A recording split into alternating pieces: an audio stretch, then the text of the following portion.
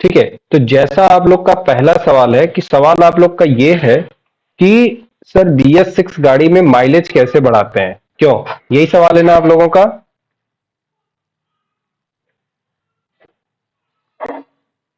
हाँ बोलिए। सर। ठीक है कि हाँ BS6 सर। BS6 गाड़ी में माइलेज कैसे बढ़ाते हैं। तो मैं लिख दे रहा हूं आपको BS6 गाड़ी का या बाइक का माइलेज कैसे बढ़ाते हैं। ठीक है, माइलेज कैसे बढ़ाएं। तो सबसे पहला मैं जवाब आपको यही दूंगा कि BS6 गाड़ी का माइलेज आप नहीं सेट कर सकते। समझ गए? क्या जवाब है बताइए? माइलेज नहीं सेट कर सकते। माइलेज सेट नहीं नहीं होता। सेट कर सकते। तो कई सर सर जी ये पूछे तब कैसे पता चलेगा कि कितना कितने की एवरेज दे रही है। बहुत से कस्टमर आते हैं पूछते हैं, हाँ, सर जी इसका माइलेज कैसे पता चलेगा, कैसे दे रहा है। ठीक है। आपका अगला सवाल है कि जो है कि सर फिर माइलेज, कस्टमर बोलता है कि सर माइलेज नहीं दे रही है, फिर अगर हम माइलेज सेट नहीं कर सकते हैं तो फिर कैसे हो पाएगा। तो सुनो, आपके सारे समस्या का इलाज मैं आपको एक सवाल में बता रहा हूं कि BS6 गाड़ी का माइलेज कैसे बढ़ाएं। ठीक है, ये आप पूछना चाह रहे हो सर कैसे माइलेज में बढ़ा सकता हूं, ये सवाल पूछो। ये मत बोलो कि कैसे, मतलब कि सेट करते हैं कि नहीं है, कैसे करते हैं। तो इसका सबका एक ही सोल्यूशन मैं दे रहा हूं कि BS6 गाड़ी का माइलेज कैसे बढ़ाएं। ठीक है, यही ना? हम्म। हाँ, ये आपके जितने भी आपकी सवाल है उसका एक ही जवाब है, कैसे बढ़ाएं।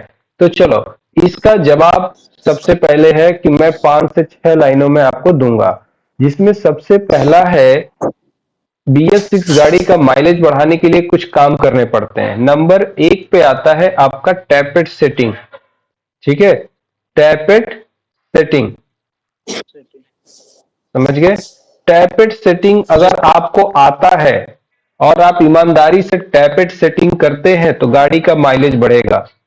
अगर जो गाड़ी, जैसे अगर मैं प्लेटिना गाड़ी की बात कर लो बजाज की, ठीक है, तो उसका एवरेज अगर नॉर्मली लोग बोलते हैं कि 100 का एवरेज होता है ना, कंपनी 110 बोल के देती है। कितना बोलती है? 110 का एवरेज बोल के देती है। ठीक है, और हम लोग कितना पाते हैं बताइए सभी लोग? 70-75। 80। 70-75। कुछ लोग बोलते हैं सर गाड़ी 60 का एवरेज दे रही है, 70 का दे रही है, या फिर 60 से भी कम देती है, कुछ लोगों का ये भी क्लेम होता है। तो उसमें सबसे पहला काम आप करो, टैपेट सेटिंग करो। टैपेट सेटिंग करते ही इसका माइलेज बढ़ जाएगा। करीब ये मान चलो कि 60% माइलेज बढ़ेगा। जो गाड़ी 60 का एवरेज दे रही है ना, वो करीब जो है 80 का एवरेज देने लगेगी। ठीक है, कितने का? 80 का एवरेज देगी। 60 वाली गाड़ी 80 का एवरेज देने लगेगी। ठीक है, करीब 60% जो है, थोड़ा कम हो गया, करीब जो है ये 90 के ऊपर चला जाए, 85। हाँ, करीब मैक्सिमम एवरेज बढ़ जाता है केवल टैपेट सेटिंग से। समझ गए? हेलो? जी सर। हाँ, जी सर। तो तुरंत एवरेज बढ़ेगा। अब टैपेट सेटिंग कैसे करते हैं यह विषय मायने रखता है। तो कोई बताएगा टैपेट सेटिंग कैसे करते हैं? बहुत सारे लोग होते हैं, क्या करते हैं कि कोई ब्लेड से चेक कर लेता है, कोई अंदाजे से चेक करता है, तो ऐसे सेट करने के बाद आवाज बजाते हैं। ठीक है, टिप टिप की आवाज चेक करते हैं, अगर अगर आवाज आनी, मतलब नहीं आनी चाहिए, ऐसा लोग सेट करते हैं अंदाजे से। ठीक है, तो ऐसा जी सर। नहीं करना है, कभी भी अंदाजे से सेट नहीं करना है, कभी भी अंदाजा से सेट नहीं करना है। ठीक है, लेकिन मैक्सिमम ठीक। लोग ऐसे ही करते हैं कि अंदाजे से सेट करते हैं, इसी के वजह से कभी एवरेज मिलता नहीं है। ठीक है, एवरेज पाने के लिए आपको हमेशा और हमेशा किसका यूज करना है बताओ? यस। किसका यूज करना है? मैग्नेट का ना सर। हाँ, मैग्नेट टाइमिंग पे करके भी सर। सेट होगा ना। अबे अब कैसे सेट करना है वो तो अलग विषय है ना, पहले सेट किससे किया जाता है इसके बारे में तो जानो। ठीक है, वो तो अलग विषय है। ठीक है, सबसे पहले आपको फीलर गेज से सेट करना है। कैसे करना है? फीलर गेज फीलर से। गेज। फीलर गेज देखो, अलग अलग बाइक के लिए अलग अलग हो सकता है। ठीक है, जी उदाहरण के सर। लिए हमारी बाइकों में कितना आता है? 0.05 इनलेट साइड। ठीक है, इनलेट साइड। इनलेट किधर होता है बताओ? इनलेट मतलब हो गया एयर फिल्टर साइड। किधर साइड हो गया? फिल्टर साइड ना। Air filter. जी हाँ, जी। फिल्टर की तरफ। फिल्टर साइड जो है 0.05 करते हैं और एग्जॉस्ट साइड 0.10 करते हैं। ठीक है, अब ये कुछ गाड़ियों के लिए अलग भी हो सकता है, तो आपको हर गाड़ी का स्पेसिफिकेशन मालूम होना चाहिए। अगर आप अंदाजे से सेटिंग करते हैं तो ये गड़बड़ रहेगा, ध्यान रहे। ठीक है, फिर आप कभी एवरेज नहीं निकाल पाओगे। समझ में आया? तो ये फीलर गेज हो गया। अब प्रश्न ये आता है कि टैपेट सेटिंग करते कैसे हैं? तो इसके लिए क्या है कि आपके पास कुछ प्रोसेस होते हैं। नंबर एक तरीका क्या होता है? सबसे पहले पिस्टन को टॉप पे किया जाता है। किस पे करते हैं? पिस्टन को टॉप पे करते टॉप हैं। पे किया सर। लो भाई, टॉप पे कर दिया, टॉप कर दिया। उसके बाद क्या करते हैं? उसके बाद गेज की मदद से, आपको एक तो गेज चाहिए और एक बार टैपेट एडजस्टर आता है ना, टैपेट हाँ एडजस्टर आता है। की मदद से। हम लोग उसको हम लोग टैपी चुटकी बोलते हैं। क्या बोलते हैं? टैपी चुटकी। ठीक है, टैपेट चुटकी बोल दिया या कुछ भी बोल दो, टैपेट एडजस्टर होता है ना। गेज, गेज कौन सा? जी फीलर गेज। ठीक है, फीलर गेज और टैपेट एडजस्टर की मदद से टैपेट को सेट करना है।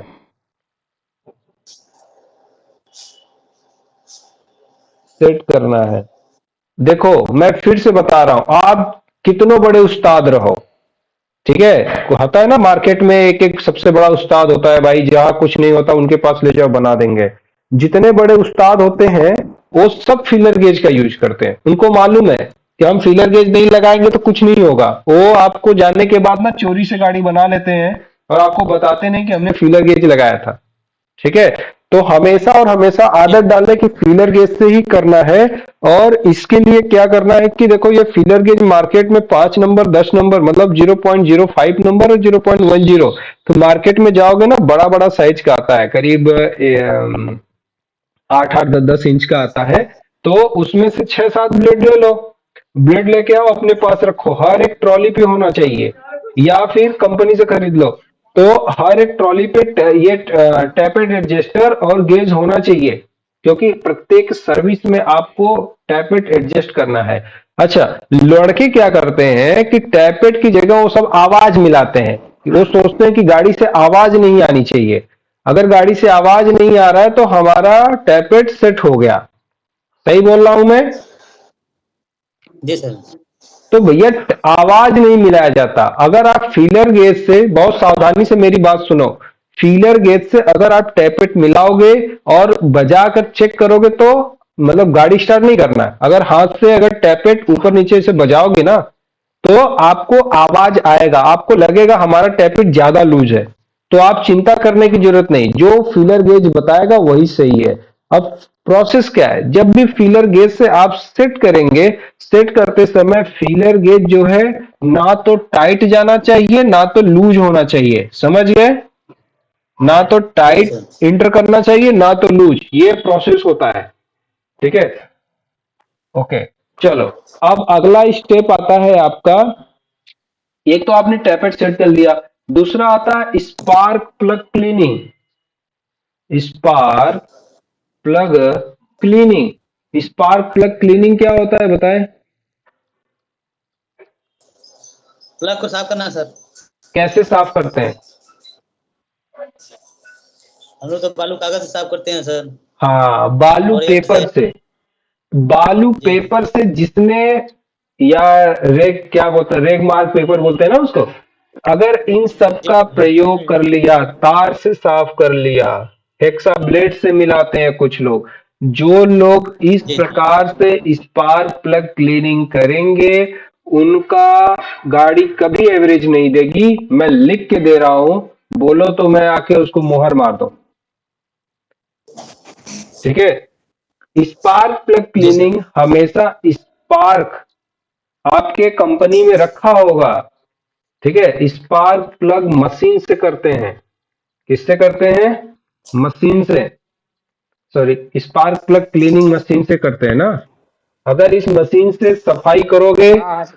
तभी जो है आपका स्पार्क अच्छा होगा और गाड़ी का 20% एवरेज यहां से बढ़ जाता है।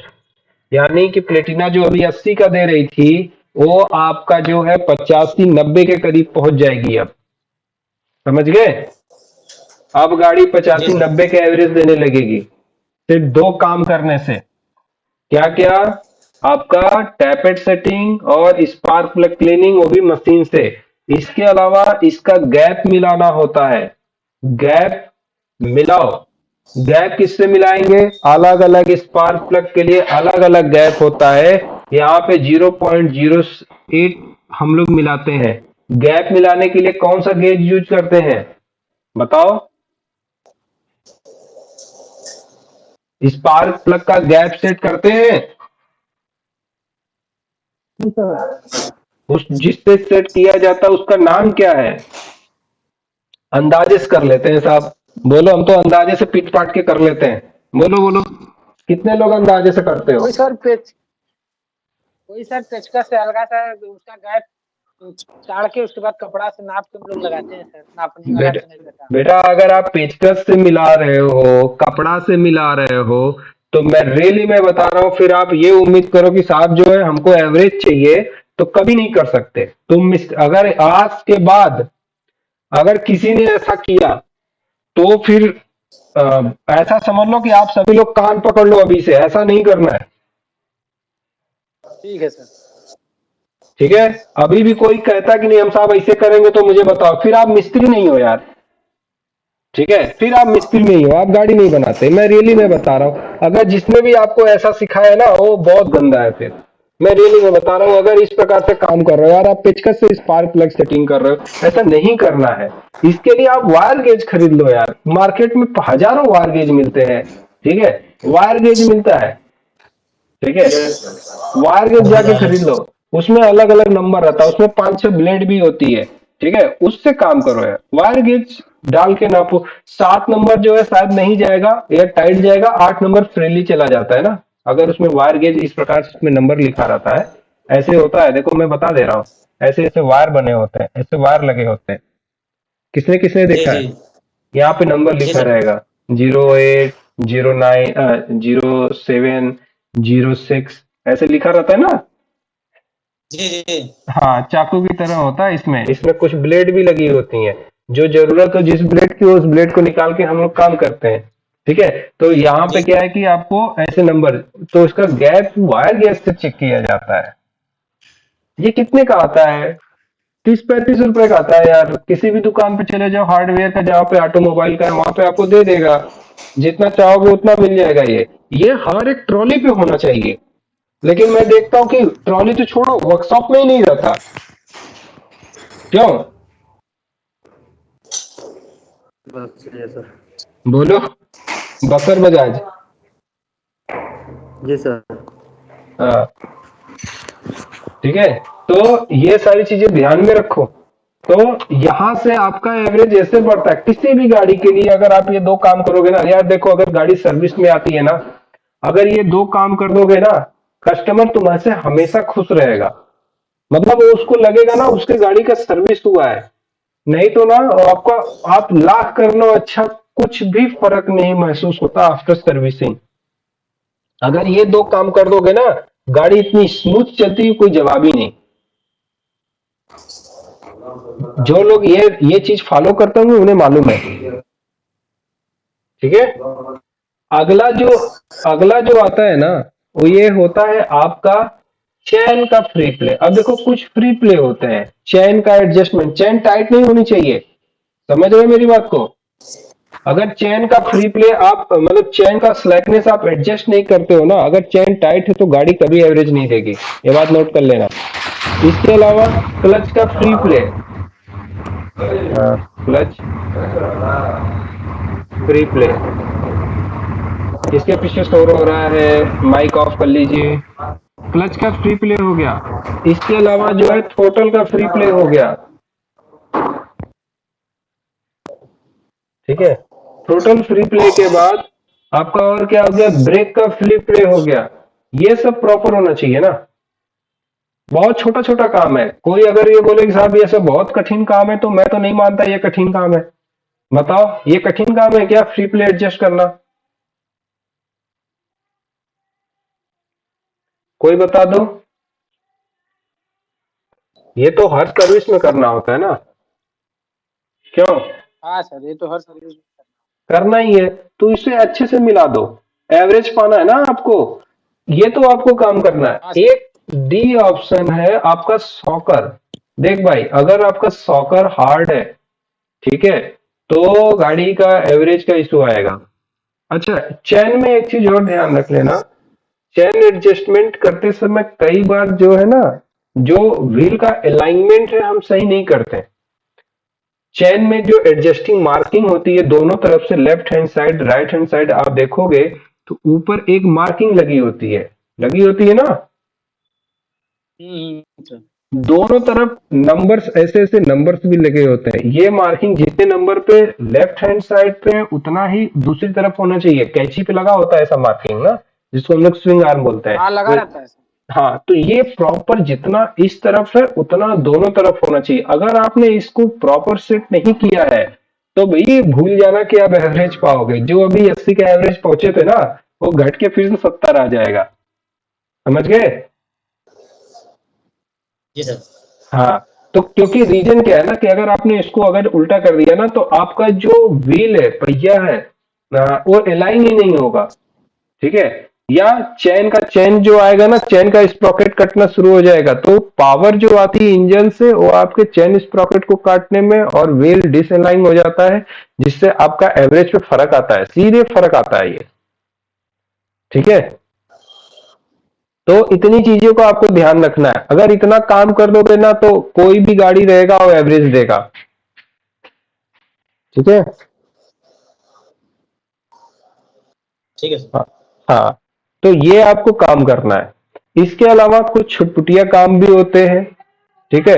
वो काम होता है आपका जैसे एयर फिल्टर क्लीनिंग। भाई देखो, एयर फिल्टर क्लीनिंग तो ये आम है, ठीक है। अगर ये कोई बताने की जरूरत नहीं होती है, ये हम सभी लोग जानते हैं भाई, एयर फिल्टर क्लीनिंग तो करना है। अगर एयर फिल्टर क्लीनिंग नहीं होगा तो कुछ भी नहीं होगा।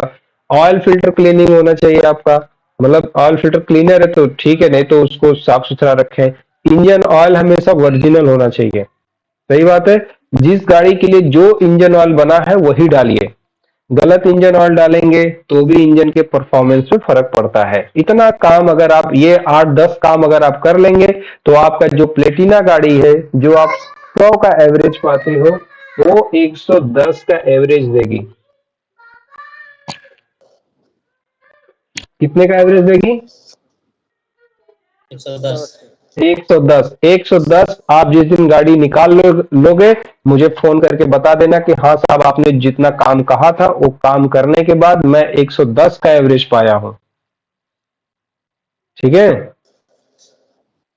और गाड़ी देती है, और BS6 गाड़ी जरूर देती है। BS4 में कंपनी क्लेम करती थी 110, अभी BS6 है तो BS6 में और बढ़ जाता है एवरेज, ठीक है।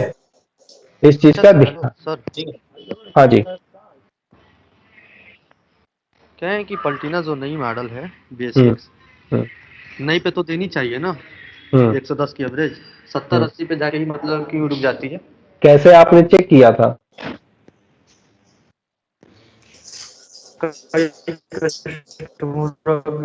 कहना है सर।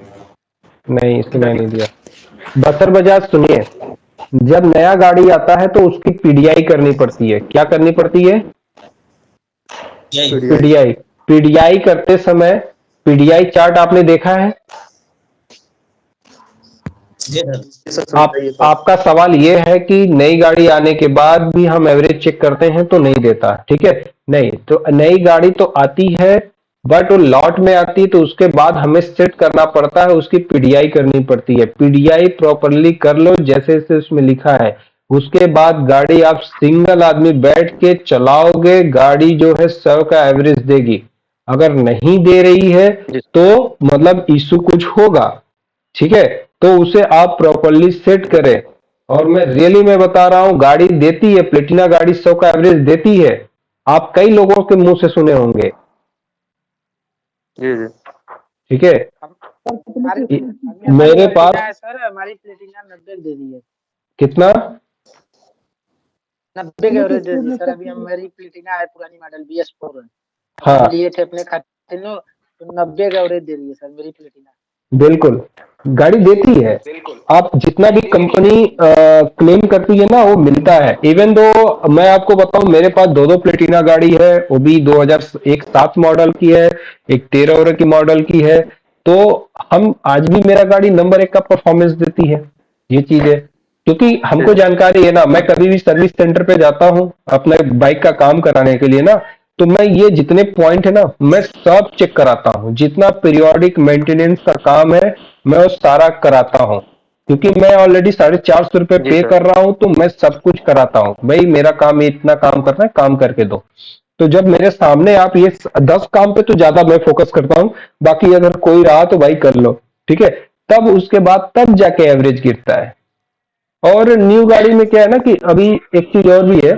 जैसे न्यू गाड़ी नहीं, जैसे ये गाड़ी जब 1000 किलोमीटर चल लेती है ना, 700 800 पे फर्स्ट सर्विस हो जाती है ना, उसके बाद गाड़ी का एवरेज बढ़ता है जी सर।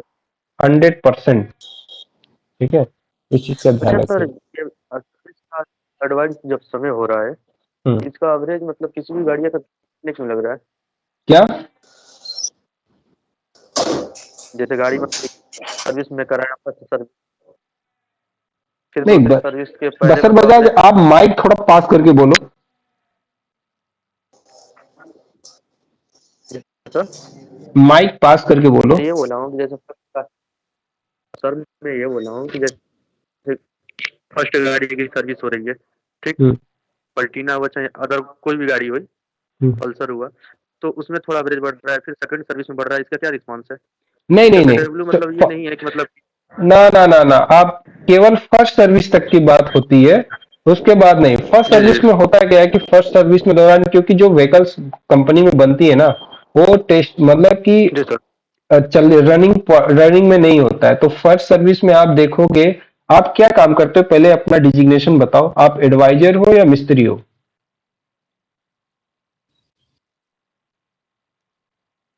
माइक आपका ऑफ है। सॉरी सर, मिस्त्री हूँ। आप अगर मिस्त्री हो तो मुझे ये बताओ, जब फर्स्ट सर्विस का ऑयल ड्रेन करते हो और सेकेंड जी सर्विस सर। का ऑयल ड्रेन करते हो, दोनों में अंतर होता है क्या? जी सर। जब पहले सर्विस में आप ऑयल ड्रेन करते हैं और जब दूसरी जी सर्विस जी में ऑयल ड्रेन करते हैं, तो दोनों के सर्विस में अंतर होता है क्या? सॉरी, ऑयल क्वालिटी में अंतर होता है क्या? ऑयल, जी जी, ऑयल क्वालिटी में तो अंतर बहुत आता है। हाँ। पहले सर्विस में क्या मेटालिक पार्ट, यानी कि लोहा लक्कड़ लोहा जो होता है, छोटे छोटे राबिस होते हैं ना, आता है क्या? बुरादा उसका। ज्यादा आता है ना, और सेकंड में कुछ नहीं आता होगा। सेकंड में वो पूरा वो क्लीन आता है, फर्स्ट सर्विस का मतलब जो मोबिल होता है वो बहुत पतला भी हो जाता है। हाँ, तो ये थोड़ा सा ना, आप समझो, ये जब बनता है तो उसमें घिसावट होती है, पार्ट मीट करते हैं, आपस में एक दूसरे के साथ सेट होते हैं, नंबर सब चीजें होती हैं। तो यहाँ पे थोड़ा सा ना क्या होता है कि हम इसीलिए तो पहली सर्विस जो है 500 किलोमीटर के बाद ही कर ली जाती है ना, कि हम ठीक है भैया 500 किलोमीटर चला के आएंगे, उसके बाद जो सर्विस कर लेना, सारा ऑयल ड्रेन हो जाएगा। तो ये चीजें हैं। ओके, ठीक है। Thank you sir. वो एक चीज ये बचा है कि अभी तो मैंने सब मैकेनिकल चीजें बता दिया, कुछ इलेक्ट्रिकल फॉल्ट भी होते हैं, ध्यान रखिएगा। कौन सा फॉल्ट? Electrical fault. जैसे अगर आपका एमआईएल जल रहा है, क्या जल रहा है? MIL, तो भी आपका कोई ना कोई प्रॉब्लम है, समझ गए। अगर गाड़ी का MIL लाइट जल रही है तो इसमें कोई ना कोई इशू होगा, तभी तो जल रहा है। क्यों बोलो? हेलो, आप लोग बोल नहीं रहे हैं। जी सर। हाँ सर। अच्छा, बताइए। हाँ, वही मैं पूछ रहा हूं, अगर MIL लाइट जलेगा, ठीक है, तो भी हो सकता है जी कि एवरेज या गाड़ी के मैं एवरेज ही सिर्फ बात नहीं करूंगा, अगर MIL लाइट जलेगा तो गाड़ी के परफॉर्मेंस पे इशू पड़ेगा, ठीक है। दूसरी चीज, अगर आपका ऑक्सीजन सेंसर, कौन सा, O2 सेंसर या ऑक्सीजन सेंसर, ठीक है, या इसको लैम्डा सेंसर भी बोलते हैं, अगर यहां पे अगर इस सेंसर में खराबी है, ठीक है, तो भी आपका एवरेज का इश्यू आ सकता है। हालांकि इसके केस में या तो गाड़ी दब के चलेगी या तो गाड़ी जो है रेस चलती है, इंजन रेस रहता है, तो ये केस बनता है, और बाकी कोई केस नहीं है।